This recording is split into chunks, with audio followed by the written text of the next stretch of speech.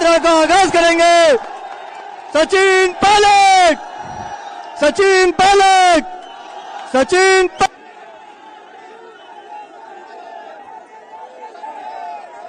शहर जिला कांग्रेस कमेटी के हमारे अध्यक्ष विजय जैन साहब, महेंद्र अलावता जी, हेमंत भाटी जी, रामनारायण जी,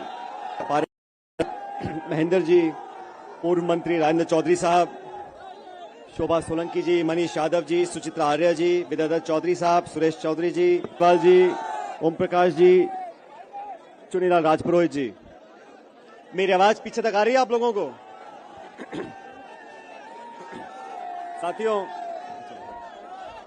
साथियों, मैं सबसे पहले आप सभी लोगों का बहुत बहुत धन्यवाद करना चाहता हूं।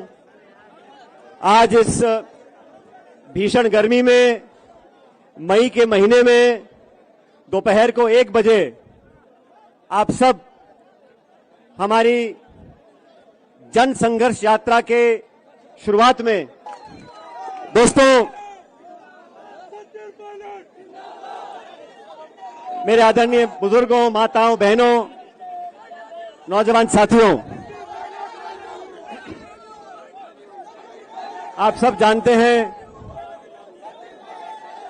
भाई आप सब जानते हैं, राजनीति में कभी हम सत्ता में होते हैं, कभी विपक्ष में होते हैं। और आप सबने ये भी देखा 2013 में जब चुनाव हुए, हम लोग, हमारी पार्टी, हम सब लोग बुरी तरह हारे। और 2013 से लेकर 2018 तक जो समय था, वो समय हम सबके विपक्ष में रहने का था।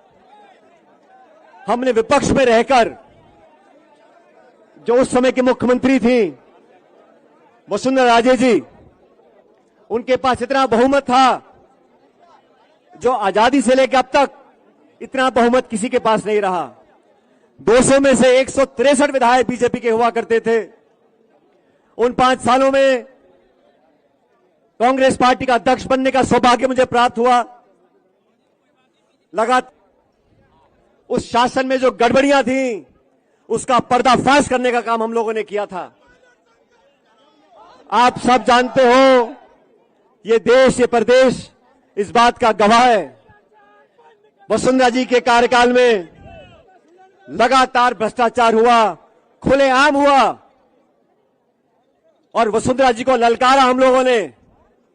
हमने चैलेंज दिया, आपके पास बहुमत हो सकता है, आपके पास सत्ता हो सकती है, आपके पास शासन हो सकता है, लेकिन जनता को लूटने का लाइसेंस आपके पास नहीं है। जो आरोप उस समय लगे थे, मैंने आरोप लगाए थे अध्यक्ष होते हुए, हमारी पार्टी के तमाम नेताओं ने आरोप लगाए थे, सम्मानीय अशोक गहलोत साहब ने आरोप लगाए थे। बजरी माफिया, शराब माफिया, जमीन माफिया, लोगों के बीच में घोटाला हुआ। 40,000 करोड़ रुपए का घोटाला हुआ। जब घोटाला हम लोगों ने पकड़ा तो सारी लीज कैंसिल कर दी। लेकिन लीज कैंसिल करने से अपराध कैंसिल नहीं होता। हमने सीबीआई की जांच की मांग करी, सीवीसी की मांग करी, सीएजी की मांग करी। हम लोग दिल्ली गए और हमने मांग रखी थी, कितना बड़ा खान घोटाला हुआ, इसकी जांच, उच्च स्तरीय जांच होनी चाहिए। आप सब लोगों ने हमारी बात पर विश्वास किया। और राजस्थान में जहां कांग्रेस पार्टी सिमटकर सिर्फ 21 सीटों पर रह गई थी, आप कल्पना करो, हम सत्ता में थे और 20-21 सीटों पर आ गए थे। वो समय मुझे अच्छी तरह याद है। मेरे तमाम साथियों ने, पार्टी कार्यकर्ताओं ने खून पसीना बहाकर कांग्रेस पार्टी को सत्ता में हम लेकर आए। ये आश्वासन दिया जनता को कि सत्ता में आएंगे तो दूध का दूध और पानी का पानी होगा।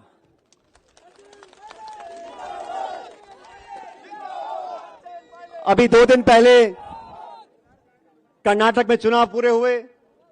वहां की भाजपा सरकार को हम सब ने कहा, और सही कहा, कि ये 40% की सरकार है, ये कमीशन खोर सरकार है, और उसी का कारण है जब कर्नाटक में मतदान हुआ, आज हमारी पार्टी को बहुमत मिल रहा है वहां पर, तो इसलिए मिल रहा है, हम भाजपा को इसलिए आचार किया।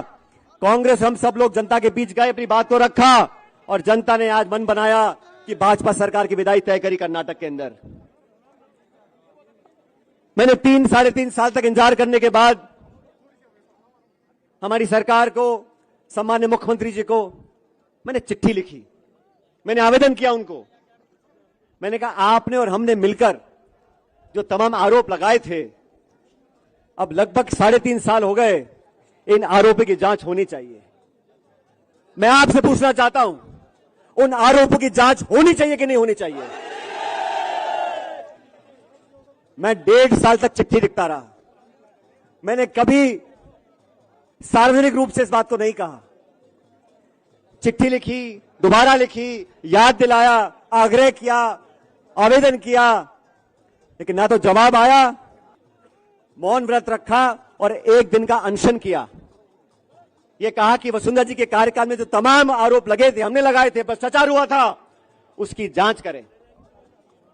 आज से ठीक 1 महीने पहले जबान की कीमत होती है और आप लोग अच्छी तरह जानते हो, मुझे भी राजनीति में 20-23 साल हो गए।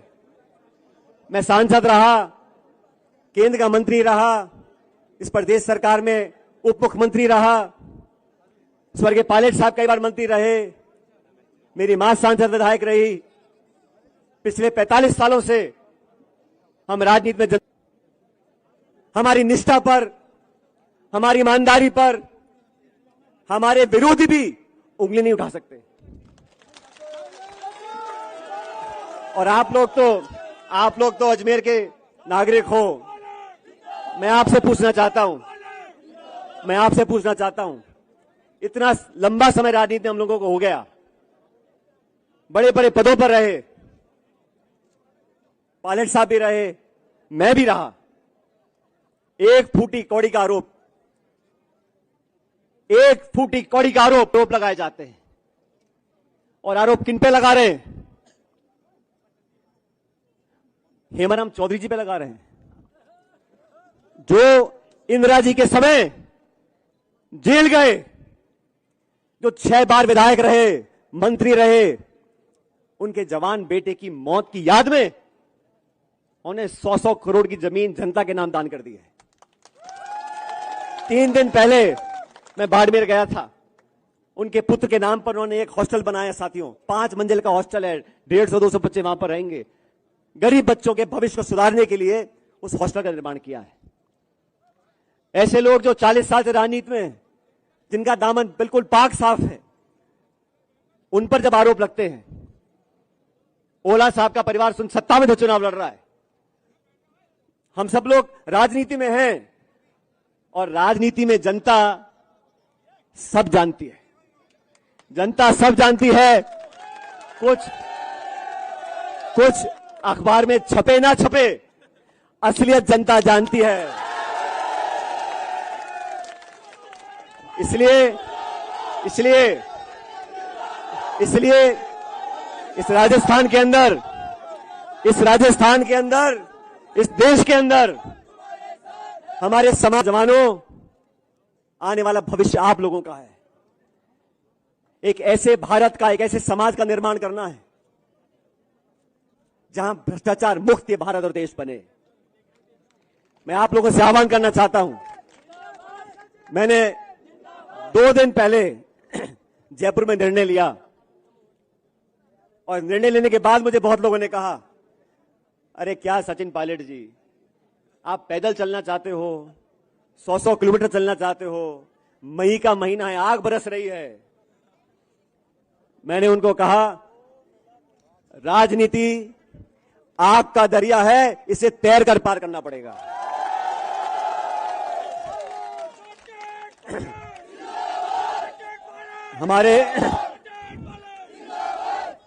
और इसलिए मैं आप लोगों के बीच में आज यहां पर आया हूं, इस मिट्टी से, यहां के लोगों से, आप सबसे एक ऐसा रिश्ता है जो दुनिया की कोई ताकत चाहे उस रिश्ते को कमजोर नहीं कर सकती।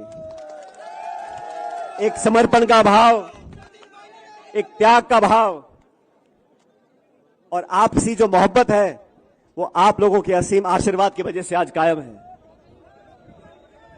मैं तो आप लोगों से आवेदन करना चाहता हूं, इस देश में, इस प्रदेश में अगर सबसे ज्यादा कोई मौजूद है आज तो हमारे नौजवान हैं। इन नौजवानों के भविष्य को बेहतर बनाने के लिए हमें नौजवानों का विश्वास कायम करना पड़ेगा। आज यहां अजमेर जो आरपीसी का ठिकाना है, पिछले कुछ समय में लगातार पेपर लीक हुए, लाखों, बात नौजवानों के भविष्य की है। जब लाखों लाख बच्चों को लगे हमारा व्यवस्था में विश्वास कम हो रहा है, ऐसे लाखों लाख परिवार, ऐसे मां बाप जो दिहाड़ी करते हैं, किसानी करते हैं, 2 बीघे में खेती करते हैं, अपना पेट काट के इतना पैसा बचाते हैं कि हमारा बच्चा ट्यूशन पढ़ ले, साल 2-2 साल तैयारी करे, एग्जाम के पेपर लिखे और पेपर लीक हो जाए, पेपर कैंसिल हो जाए, कुछ बच्चे ओवरेज हो जाएं, कुछ निराश हो जाएं, उनकी उम्मीदें टूट जाएं, ये हम लोगों को गवारा नहीं है। मेरे ख्याल शायद पहली बार जब से भारत आजाद हुआ है तब से किसी आरपीएससी के सदस्य को गिरफ्तार करने की नौबत आई है। लेकिन गिरफ्तारी अधिकारी की हो गई, क्या ये काफी है? कौन कौन लोग इसके पीछे हैं? मैंने राजस्थान भर में जाके आवाज उठाई थी और मुझे कहा गया कि पेपर लीक में ना तो कोई अधिकारी इन्वॉल्व है, ना कोई नेता इन्वॉल्व है। अरे जांच पूरी हुई नहीं, जांच पूरी हुई नहीं, कोई कैसे कह सकता है कि कोई अधिकारी नेता इन्वॉल्व नहीं है?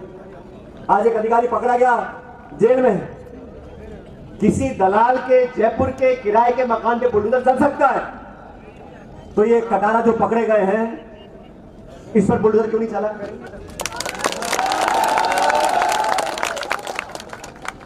अपनी आवाज उठाने के लिए, आपकी आवाज सुनने के लिए, जनता की आवाज बनने के लिए हम लोगों ने यात्रा निकाली है।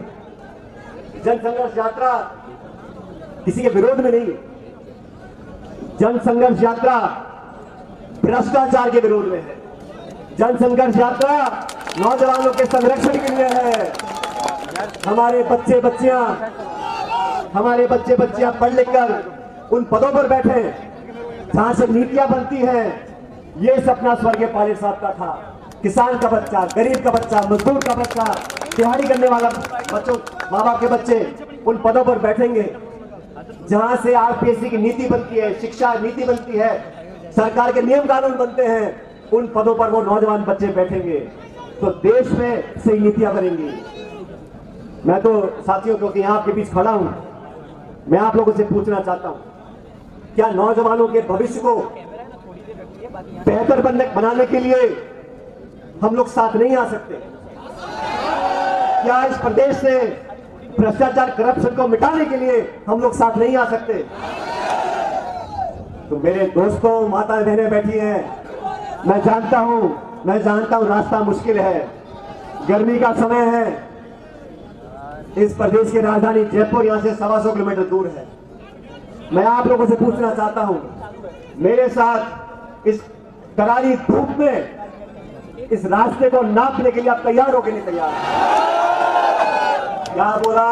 मुझे आवाज नहीं आई। क्या आप लोग तैयार हो कि नहीं तैयार हो? दोनों हाथ बने कर बताओ, मुट्ठी बंद कर बताओ, मेरे साथ जोरदार नारा दो, भारत माता की, भारत माता की। आखिरी नारा आसमान को भेद कर आवाज आनी चाहिए जयपुर तक, भारत माता की। धन्यवाद राम साहब, अब चलो मेरे साथ।